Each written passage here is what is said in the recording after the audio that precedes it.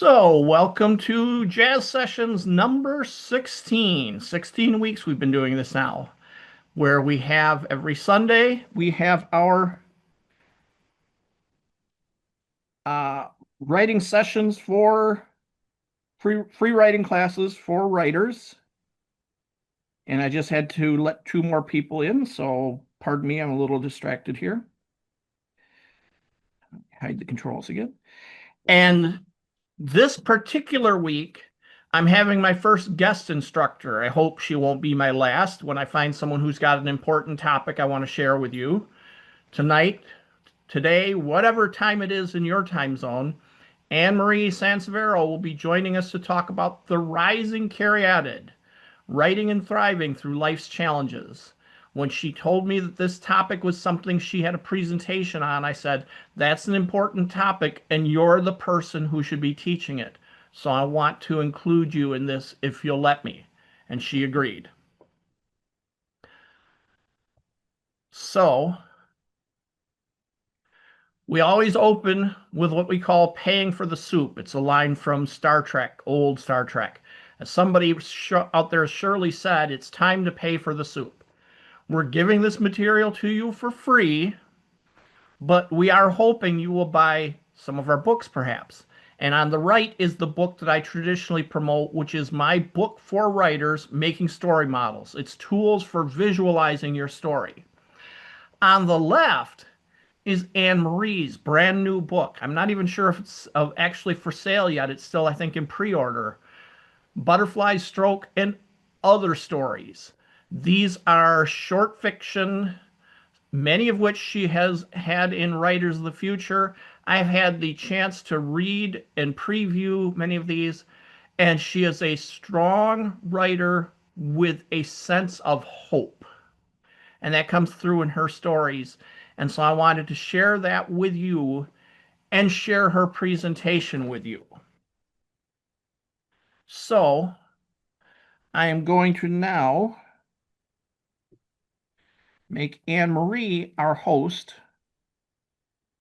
so she can share her presentation.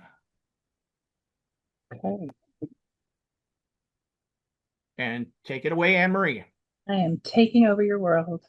Okay. So this is a presentation I made, the Rising Caryatid, Writing and Thriving Through Life's Challenges. And just to give you an idea of what I'm going to talk about, I'll start off with how I make time through the challenges, then what I do to help me stay creative and keep focused, and then how I use those challenges to help my writing and creativity. And so I'm going to hear a slideshow from the beginning. I'll tell you a little bit about myself so you understand why I have some idea of how to do this.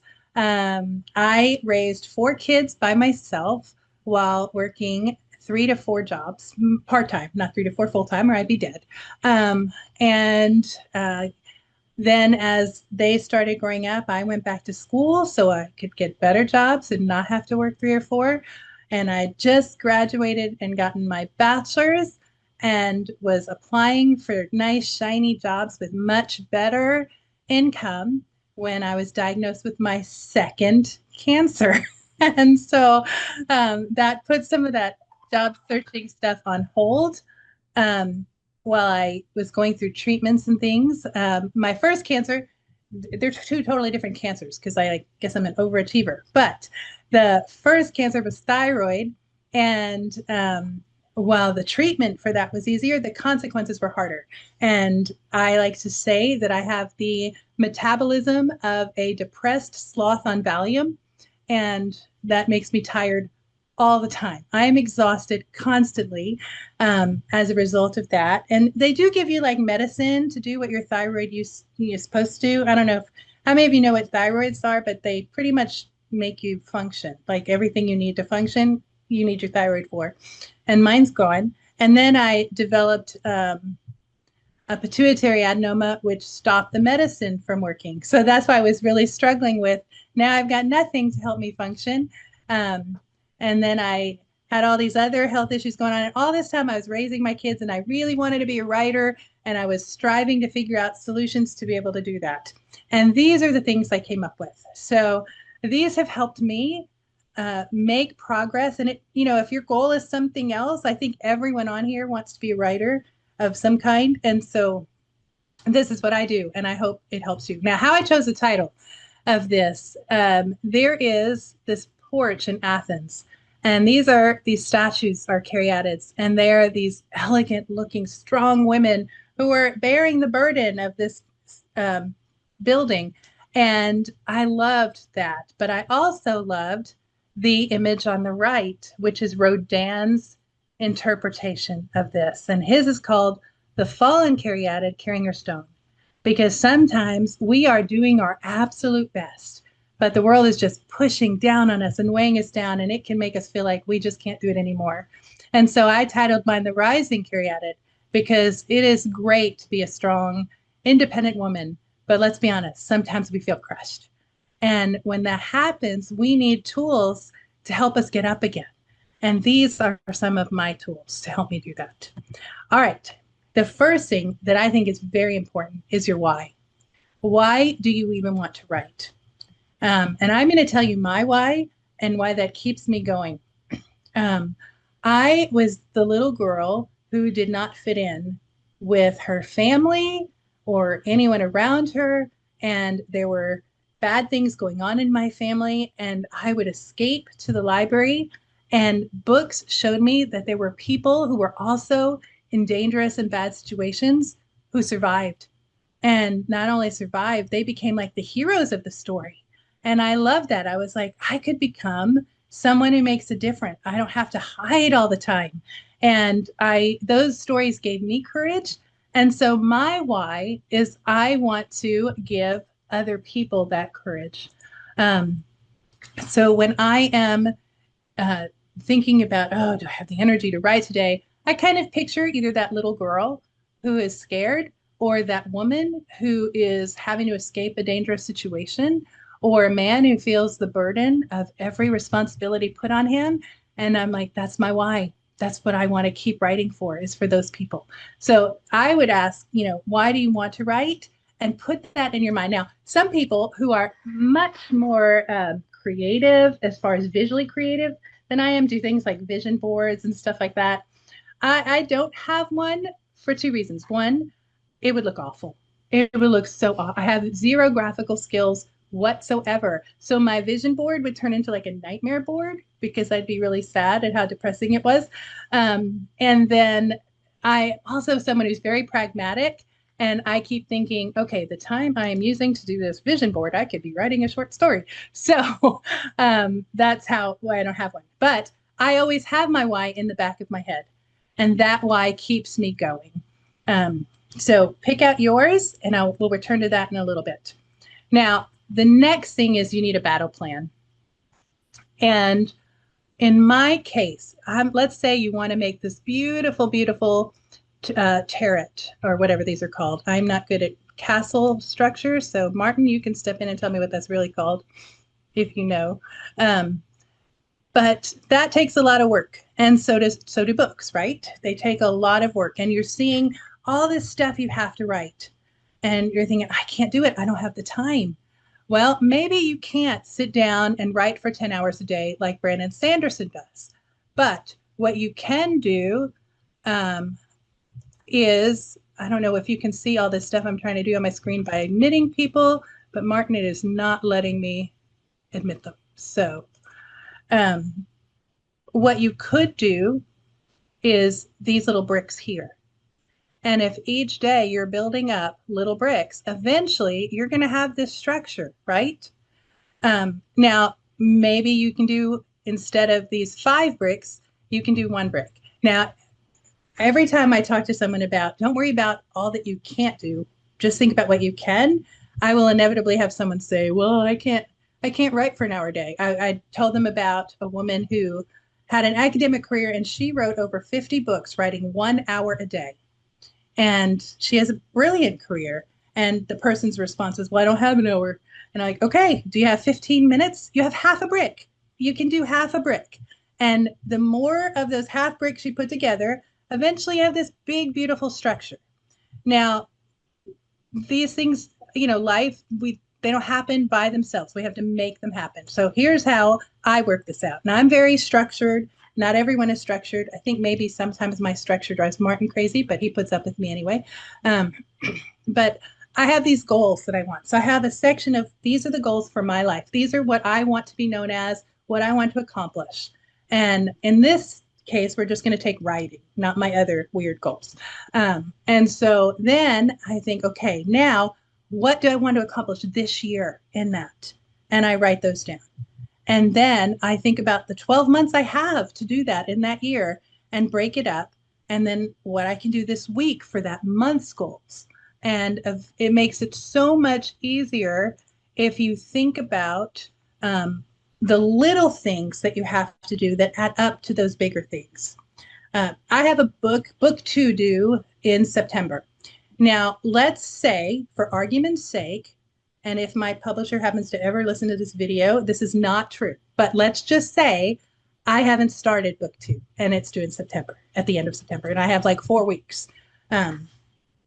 Okay, so it's a middle grade book. I could probably get away with sending her the first draft of 40K because it's middle grade.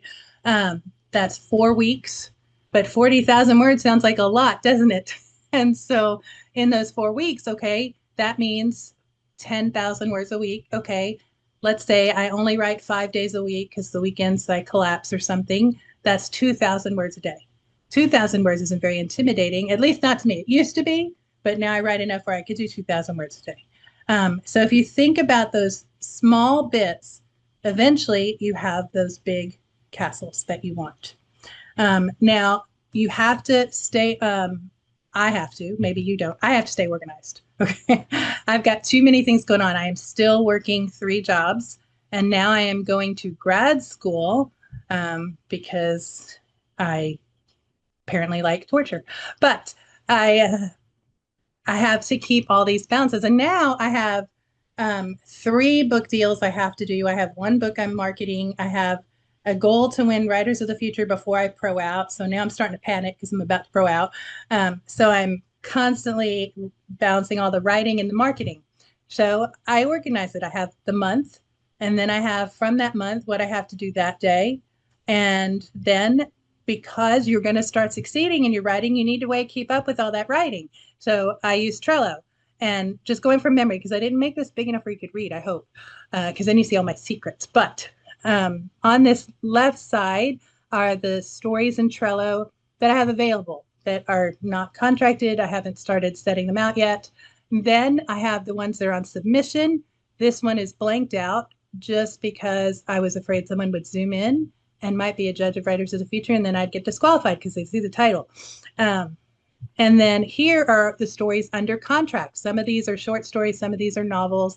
And then here's rights reverted. So if I have a story where I get the rights back, I just move it over there so I don't accidentally send it to a market thinking I had full rights set. It's already a rights reverted. And then I have upcoming markets I'm hoping to get into. So if you start off by finding ways to organize everything you have to do, it makes it a lot simpler for you. You have to find, like, Martin is really good at saying tools, not rules. He has drilled that into me so much that I really do think I say it in my sleep now. What works for me might not be the solution for you, but you might find some things in here that you're like, oh, I'll try that. Here's something else I do. I try to make the time I have to write sacred so that it becomes something special for me. And I do that by using an hourglass. I got this idea from a friend, and I know I have a picture of it, but I also have it, I always have it right next to me, right here. And so when I'm about to write, and I know this is the 1 hour glass, this is my 1 hour of definite writing, I will flip this over. And then it's almost like, in my mind, magic sand, where, okay, this is the creativity that's coming and pouring out of me. But I had 4 kids, and now they're grown. I have 2 ridiculously high maintenance dogs. And so life sometimes, when you're trying to write and trying to do all that beautiful creative work, gets interrupted. You have some kids that are fighting. I mean, unless you have perfect kids, I did not. And now you have to deal with that. Or now the dogs want in and out for the 15,000th time in the last 10 minutes. And so it's easy to think, oh, there's no way I'm going to get this hour in, or you're stopping my magic. Okay, I just turn the hourglass over. And so I take care of the battling girls and give them their toys, put them in separate rooms, and then come back and flip it over. You can do the same thing on your phone with the little timer thing and hit pause when you need to. But this way, you know you're getting that hour in somehow.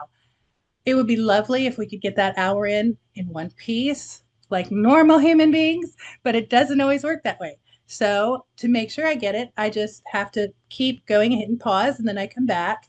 Um, Now, for some people, that's really hard. Like, how do you keep writing like that? I think when something is important enough to you, you do whatever it takes to make it happen. So in my case, I didn't have an option but to say, I didn't have a magic button that would make the kids magically obedient or suddenly just they all want to sit down and read for 2 hours. Isn't that great? I can write. It just doesn't happen. But I still wanted to write. And so I found a way to make that happen and a way to keep up with how much I was doing. And that was my solution for that. Now, sometimes, no matter how much your why means to you, or how much the magic and ideas are flowing, your body's not cooperating.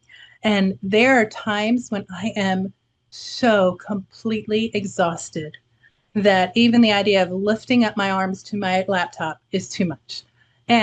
But because I want to keep writing, I have found a little trick. Now, this works for me. It may not work for you. I'm like a chocolate covered cherry addict. And I'm very grateful that my city only seems to sell them around Christmas. Otherwise, I'd weigh like 6,000 pounds. But I really make that work in my favor during the holidays when you're already busy, right? So you've got so many extra things going on. Um, but the holidays for me is like my special writing reward time. And so I buy a box if I can find a box. One year I found a 40-piece box, which was awesome because that's like another middle grade novel right there, 40 pieces. So what I did was every time I wrote 2,000 words, I could eat a chocolate covered cherry. And that made it something that even when I was exhausted, I was really wanting that chocolate covered cherry. And so I would write because I know that sounds silly. You think you don't want to help the little girl. You just want the chocolate covered cherry. Yes, at that moment, that's what was motivating me was that piece of candy. And so I often find that by the time I finished the 2,000 words, and I had to make it 2,000 because 1,000 was getting a little easy and I was starting to there was too many chocolate covered cherries involved. So I made it a goal that I had to work toward. But I found that once I got to the 2,000, if everything was still cooperating and I wanted another chocolate covered cherry, I had to write another 2,000 words. And so that kept me going. I remember one day I got 3 cherries.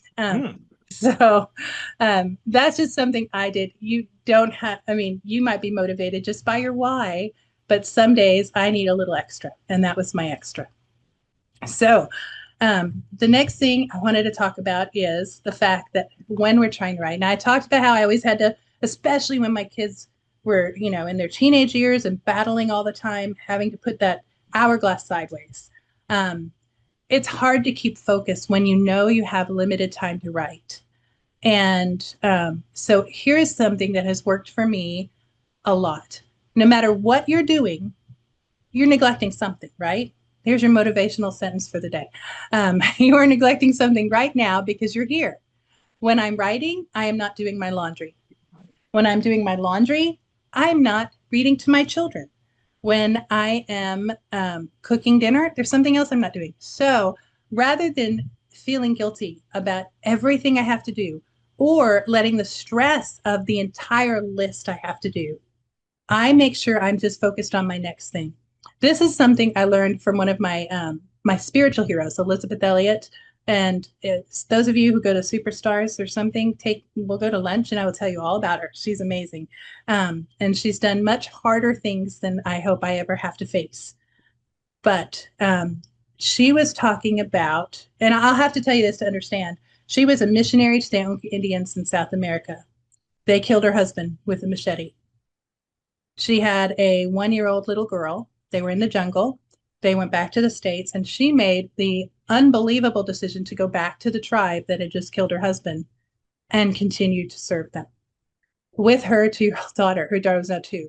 So she had all this stuff to do in this very primitive environment and with this hostile tribe. And the amount of stuff she had to do just to survive was unbelievable. And so she said, I didn't think about everything I had to do. I thought about my next thing.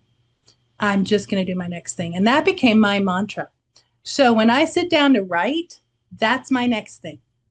And if things start creeping into my head, oh, if you don't get that find money for the electric bill by next week, it's going to get shut off. Or, oh man, I've got to take care of this. All those different things that creep in on us, I have trained my mind to say, you're not my next thing. This is my next thing, and that's what I'll do. And then when I'm done with that, I think, okay, what's the next thing on my list? And I have found when I have put all my focus into my next thing, I am able to get so much more done than I ever would have been possible without allowing myself the permission to focus on one thing at a time. Now, I wanted to go back to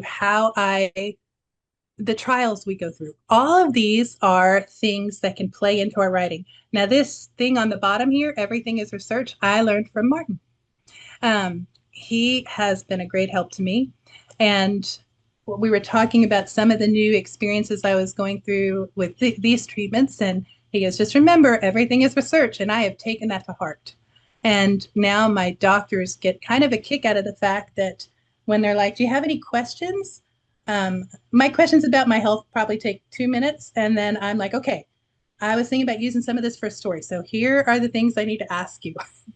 And I learned, I was talking to my radiation oncologist about radiation. And I said, okay, when I'm laying on that table and there's this like the circular thing that's whirring around me and stuff like that, what is that? What's it called? And he goes, oh, that's a linear accelerator. And so I wrote that down. And he goes, but if you had put linear accelerator in a story, if I'd read that in a book, I would be like, oh, they just Googled that. Because that's not what we call it. We call it a LINAC. And so I wrote that down and I was like, that is so good to know. Okay, anytime you tell me something and you don't call it that, you better tell me that. And so now I've got my doctor's training to help me with my writing. And then when they were planning my radiation, they put me on this big beanbag pillow and they were moving my body around and lining up all these lasers and different things. And then when they get it in the right position, then they mark up your body with colors and put stickers on it so it stays there. And and then that thing that they formed you to are these little things on the left here. They're called backlocks, but they actually just call them pillows or beanbags. And that thing hardens into the shape they have got you in. And so now every time I go in for radiation, they pull my beanbag out of their closet, put it down, then I lay down, form myself into that position, and then they turn on the Linac and I sit there. And well, they, zap me. And then there was, all this has a point, I promise. And now you're just going to write all this stuff about radiation. But I was sitting there last week and they changed me from the broad radiation to targeted.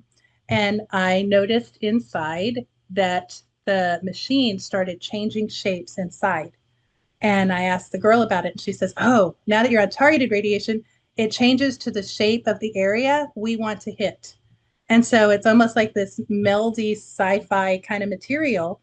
And so that's on my list to ask my doctor the real name for next week, because I only see him once a week, even though I have to go to radiation every day. If you are going to write a radiation story, just so you know, it is never this bright. It is like depressingly dim. They have the lights really down low, I guess, because of the lasers. I need to ask them about that. And I noticed for the first, like you're laying there and there's these green lights for the lasers and blue lights for the lasers. And at one point I said, will any of this damage my eyes if I look in it? And they said, well, don't look in the green one. That's probably a bad idea. And those are the ones that are like right in my face. And so I instantly closed my eyes. And then they play this music over the intercom. And it happened right after I asked that question, this song very surreptitiously came on that says, blinded by the light. And I was like, okay, I'm going to keep my eyes closed from now on. And so, but those are all things that I use those experiences, and those can all go into my writing. The second thing I do is think about how it's all making me feel. Now, I didn't put the stuff I have on the right, I pulled from someone else's list because I'm very honest and raw when I'm writing down how I feel. And I didn't feel like sharing that with everybody. So, um, but let's look at this first one, like afraid. When I am having a situation that I'm terrified in, I make a note of how I'm feeling, like what my body's doing. And then if I can't write it down, I'll speak it into my little voice recorder on my phone and get it that way. Um, One thing she didn't have on here, which I'm comfortable sharing, is I tend to, when I'm afraid, my thoughts first go to how will this affect my kids? That's my very first thought. What's going to happen to my children? And it reminded me, and this was such a well-written scene. I don't know how many of you, probably everyone here's read Harry Potter, but when Mrs. Weasley is facing that boggart and she is trying to do the ridiculous spell to get rid of that boggart, every time she hits it with that spell, all it's showing is another one of her kids dead on the floor.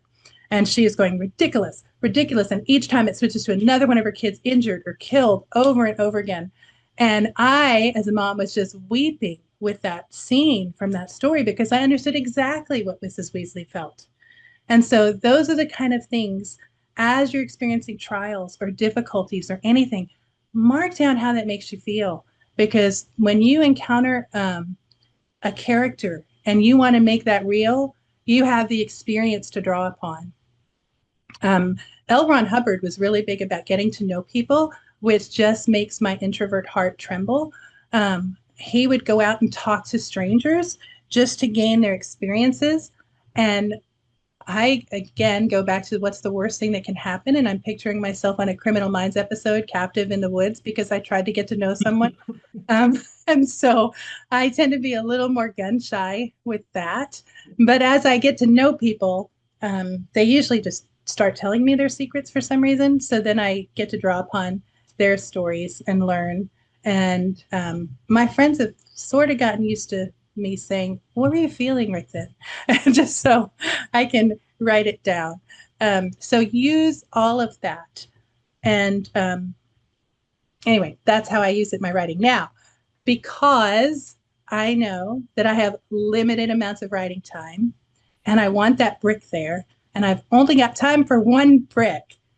If the idea is not flowing, all of a sudden I used to what I call stress frozen. I would panic and think, oh my gosh, I've only got 20 minutes to write. And now all of a sudden I can't think of anything. So these are some things I have done that have helped me get past those moments. One of the first things I do is just write down the most ridiculous, stupid thing that could ever happen next in my story. Like, I'm never going to put this in the story. It's so dumb. But it gets me writing something down. And sometimes it makes me laugh, and that relaxes me. And then I can start writing something else. Then maybe I'll just describe where they are, or write down something scary that could happen. Write down something sad that can happen, cause an argument between two characters, or write down something silly. It may never go in the story, but just starting the writing gets my story flowing again. Another thing is really useful is Orson Scott Card's 1,000 Ideas, and that is in his book Character and Viewpoint. He describes it really well in there. And then Martin has this great video on his Shoemaker Space video for his jazz sessions called The South Park Secret. I highly recommend everyone here watch that because it does a great job of helping you come up with what's next. And so those are things I can do when I'm in my panic, stress frozen mode that keep me. Now, here's the thing. Your attitude is everything. If you get through, let's say you only had 15 minutes, and then all you got to do was that panic brainstorming stuff where you wrote down something ridiculous or you wrote down an argument. That's not a failure. That is progress. You've made some ideas. And so now, tomorrow, when you get that 15 minutes again, you've already got something to start with. You've written down ideas you can start with. And so you can be the person that only sees the downside of everything. Um, like I had just gotten a book contract, then I got my cancer diagnosis, and then they were telling me the treatment schedule was going to make it, the treatment schedule is ridiculous. And so I could have said, oh, now I can't do this, I can't do this. And I was like, no, I can do this. I'll just have to do it in smaller chunks. And that's okay. And when I write something that ends up terrible, I don't delete it. I put it aside. Um, Now, I do finish it. Not everyone does that. I do finish it. And I'll explain why in a minute. But that will come in somewhere else. I just had a story that I was trying to find a solution for a problem I backed myself into, because I do that a lot. And all of a sudden, I thought about something I'd written just as a silly exercise, not, like 6 months ago. And I was like, oh, that would be perfect. And so I could cut and paste it right in there. So those words are not wasted. And you're always practicing your craft. And so no matter what you're writing, you're making progress because you are developing your skills. Um, and that's, I think, Dean Koontz, who says you're not wasting time, you're practicing your craft. And so you will keep getting better and keep getting better. The important thing is to find a way to start and then let those words keep flowing. And don't let yourself get into Eeyore mode where, well, there's no point, because there is a point. You're going to be amazing. So now, here's where I said it's really important that you finish. You can't fix what you don't finish. I can't, I mean, if my first drafts are always terrible. I like Shannon Hale's way of looking at it better than me just saying my first drafts were always terrible. She says I'm putting sand in the sandbox. That's what my first draft is. And then when I go back to revise it, that's when I'm making the beautiful little castles and structures. And so some people are like Mozart's, who can write a first draft and it's beautiful and send it off. I don't really know any of those people. I've heard of them. I'm not one of them. Other people don't like revision, and they do something like Dean Wesley Smith does, cycling, where he writes a section and then when he goes back the next day, he goes back a little and fixes those, and he cycles back and over. So he thinks it's ready when he's done.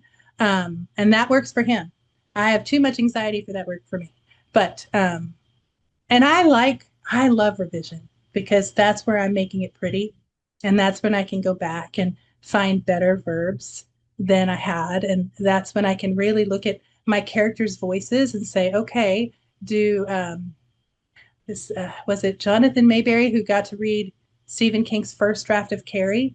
And he said they all sounded like 30-year-old middle-aged men from Maine, every one of the teenage girls. And so you have to go back and look at those things and say, okay, does this voice sound different from this voice? And things like that. And so, but if I never finish because I am being too much of a perfectionist, I can't fix it. Okay, now here's one of my last slides. And I haven't really looked at the time, so I'm hoping I haven't talked too fast out of nerves. But I want you to treat yourself like someone you're trying to help. If I am working with someone else, I am so patient with them and I am so determined to see them succeed that I will do anything to help them. But for myself, I'm hard on myself. And sometimes I don't give myself any grace. And so if I think of it as what would I be saying to someone else if they came to me with this, then I try to say that to myself. I'm still a little harder on myself than I probably should be. Or maybe you're the opposite and you're like really great at taking care of yourself, but forget all those other people. Let me encourage you to maybe try to help one person. And so, but this is important to me that we give back to the people that are coming up right behind where we are. And so Martin's done that for me. I don't think I would have had that short story collection if it wasn't for him. He taught me how to write short stories. I like to write long form. And every one of the short stories in that book he showed you has either gotten honorable mention as semifinalists in Writers of the Future. And that's because of Martin reaching back to help someone else. So when you're going through your things, remember what it feels like. So when you're helping someone else, you can think those things through. And Martin already did this, so I don't need to talk about the butterfly stroke. I have a middle grade novel coming out in the spring, but if you're interested, you can either join my author newsletter or look at my website. And I put exclusive stuff on my author newsletter that I don't give anyone else. One time it was a story of that my youngest wrote that was so funny, I cried. Like I was just laughing so hard I cried. Other times it's backstories about my characters that help me figure them out. But anyway, and I appreciate you willing to listen to this talk, and I am open to answering any questions you have. So I'm going to stop sharing now. And if anyone has questions, I see there's a chat, and I don't know if it's people just chatting, maybe saying, man, she's lost a lot of hair. That'd be mean. Um, so let's see. Martin, did you see anything I need to answer, or were they just conversing? No, they were commentary along the way, some Okay. interesting observations. All right. I, Does anyone go ahead? I think you could talk more about the butterfly stroke because you had lessons as you were writing those, I suspect, in terms of dealing with stress and dealing with the complications of life, because that's like more than 2 years of your output, isn't it? I think I've maybe a year and a half I've been writing them. Yeah. Yeah. So yes, so I'm always working on a novel and a short story. I am not a fast writer like some people. I think Martin could probably write a short story in a day. Jonathan Mayberry can work one in 2 hours, which is just insane to me. It I have written one in 24 hours, and it got honorable mention. I don't know how, but it uh, and I as far as you're asking about the stress, my stress goes into my stories. Every bit of my stress goes into my stories somehow. For example, with butterfly stroke, it's about a young woman who was an Olympic swimmer and ended up a quadriplegic.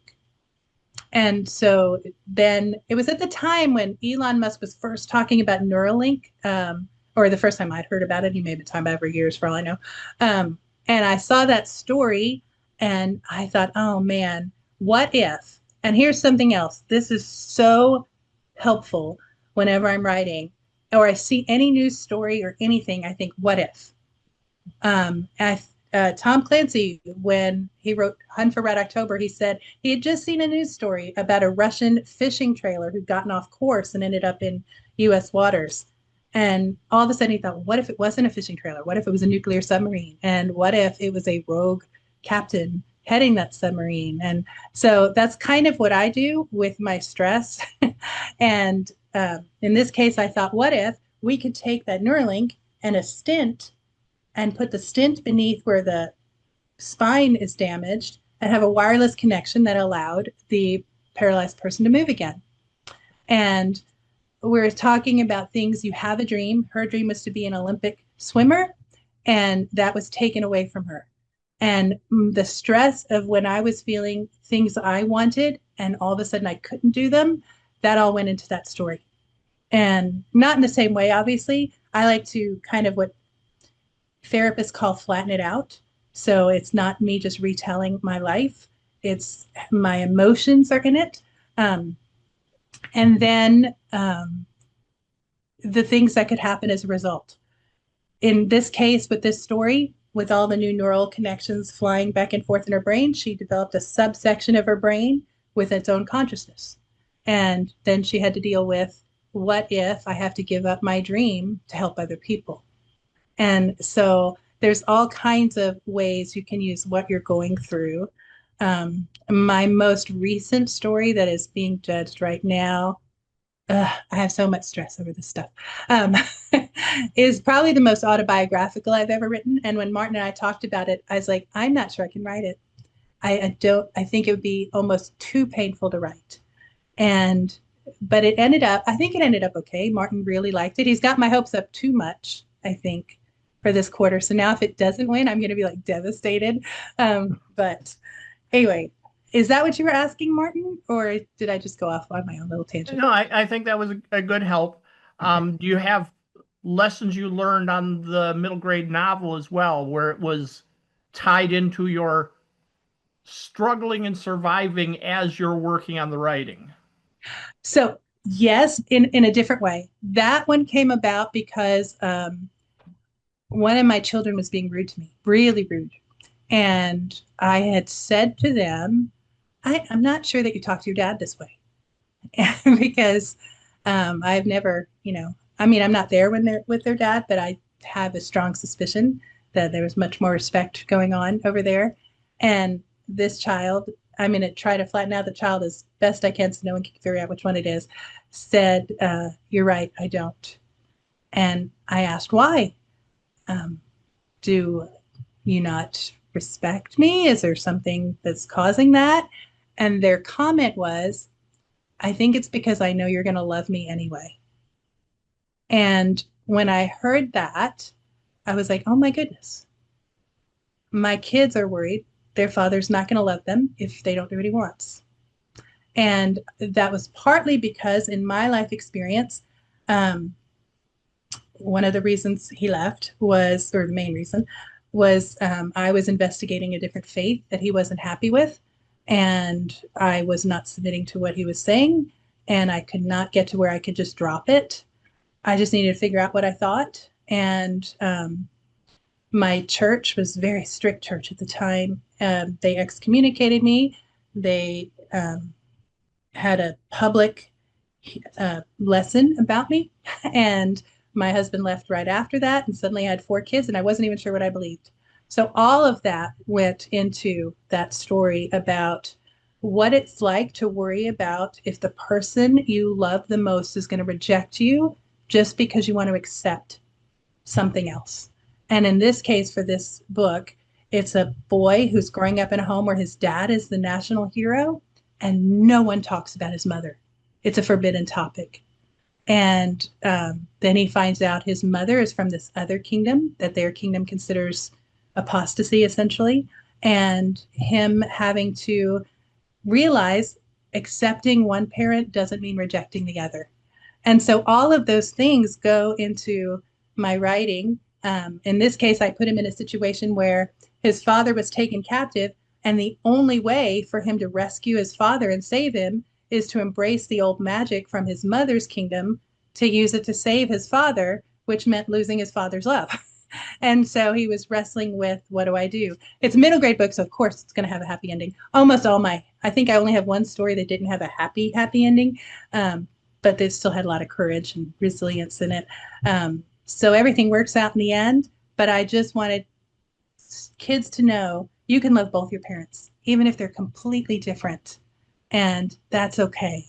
And it doesn't mean you're rejecting them. Even if they reject you, you're not rejecting them. And I've had parents reject, that's in fact, no one from Writers of the Future, just mute whatever I'm saying right now. So, I was dealing with where I had to choose between what was right and what my parents were doing. And so all of that goes into my work. Did that answer your question, Martin? Mm-hmm. Okay. Anyone else? She's got good advice if you've got particular ways you struggle. She's got feedback. No pressure. So, okay, someone asked me something, I'm gonna feel stupid. I don't care what it is. You can even ask me, don't ask me how much I weigh, but anything else.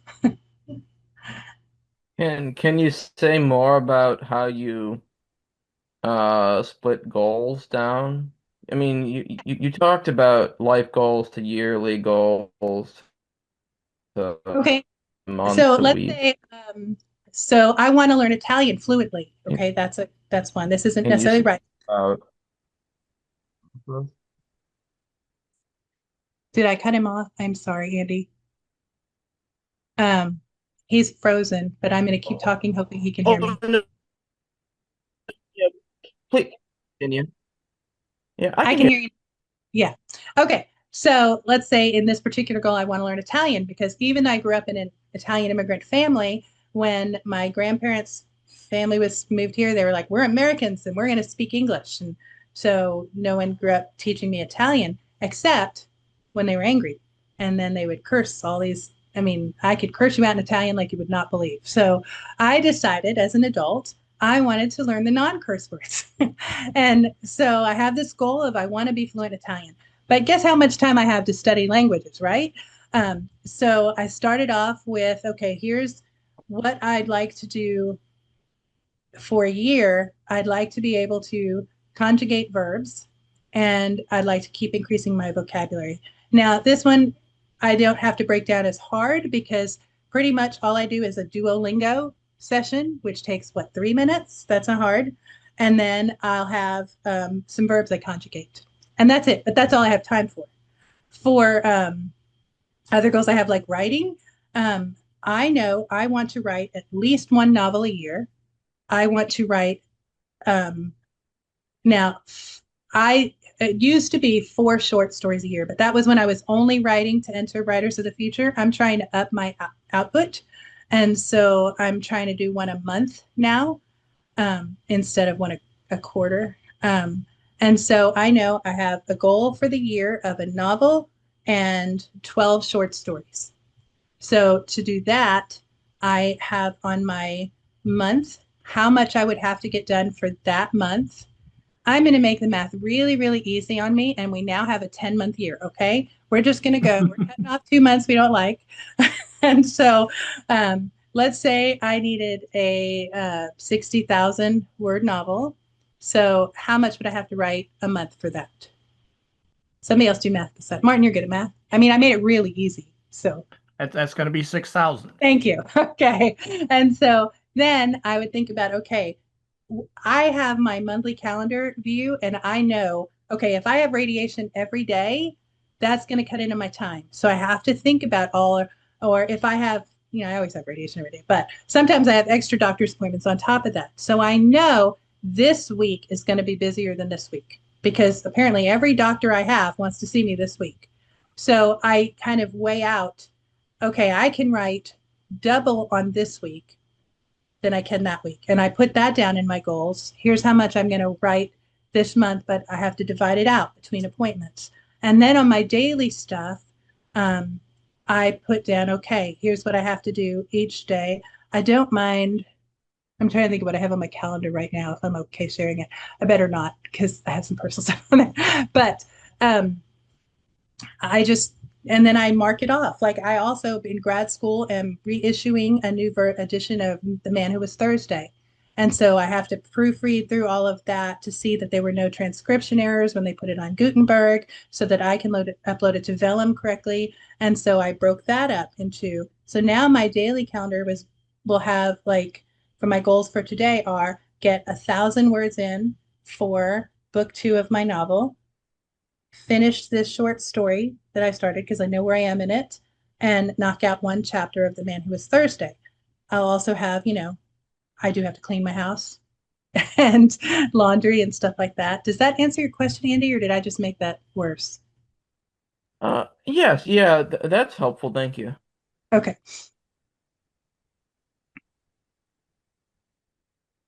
Now, the question I have often is, when do you sleep? So at night. Sometimes like chemo knocks me out. I'm about to finish radiation and I have to start back on chemo. And I will be honest, that is the first time in my life that I took daytime naps was after I started chemo. And I felt like such a loser. But it was like I had to listen to my body. And but I will tell you, when you're doing things that are important to you, it's okay. I mean, this is something I have a saying: never replace what you really want for what you want right now. So I really want to be a great writer who helps people have hope. That's what I really want. But sometimes what I want right now is to lay back on my couch and watch another British drama and eat candy. Um, But that might be what I want right now, but that's not necessarily going to help me get what I want. And so I have to think about those things and not waste my time so that I am able to sleep and get those things done, if that makes sense. I still watch British dramas, but usually while I'm eating. Now that my kids are gone, I can watch TV while I'm eating meals. So there I go.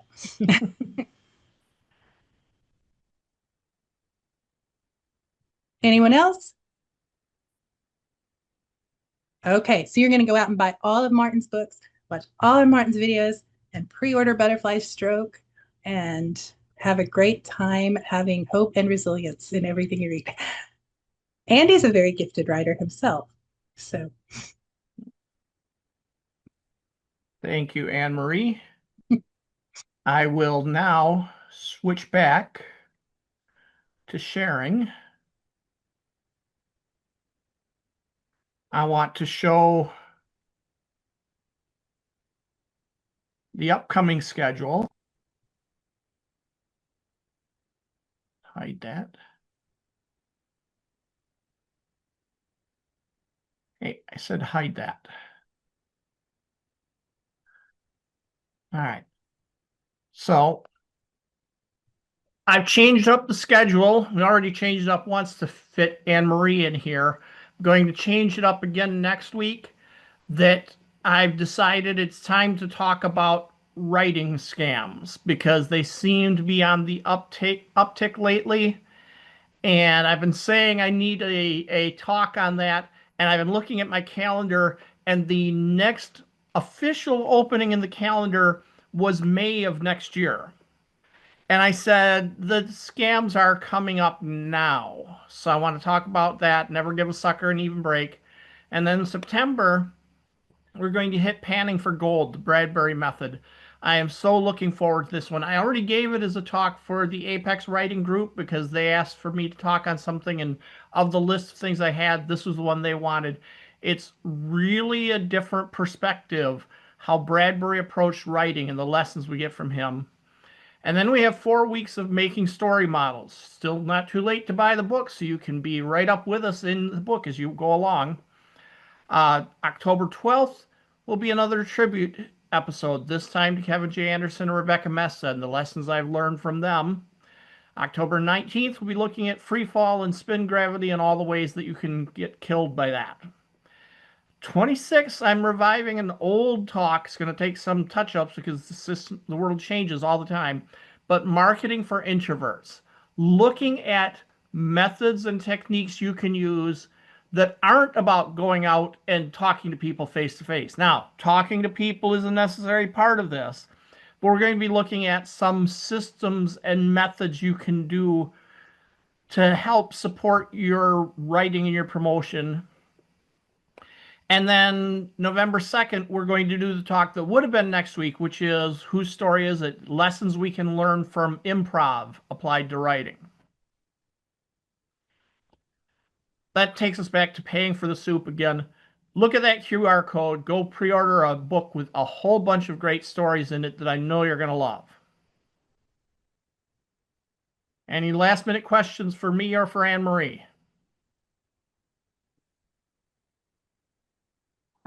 When you're doing the marketing for introverts, are you going to address when you do have to talk to people? Like you did that wonderful BARD thing in Michigan not too long ago, and I thought I would die if I got asked to do that. And so I wondered how you get to where you're comfortable talking to people. That's another one of those magic feather things that I don't know when it happened because I know deep, deep, deep, deep, deep in my heart that I am a shy little introvert who never talks to anybody. I realize you're all thinking that that can't possibly be true, but that is my self-image from when I was this big. Somehow I got past that, and I can try to talk about some ways to do it. It wasn't on the plan, but again, I've got to revise that talk before I present it anyway. So I will look at that. All right. We did have one comment that was directly for you, Annmarie. Dr. Bob Feingold had to leave, but he said, "Thank you, Annmarie. Wishing you a return to full health, success in your writing, and happy, obedient children." Oh man, I would give anything for that last part.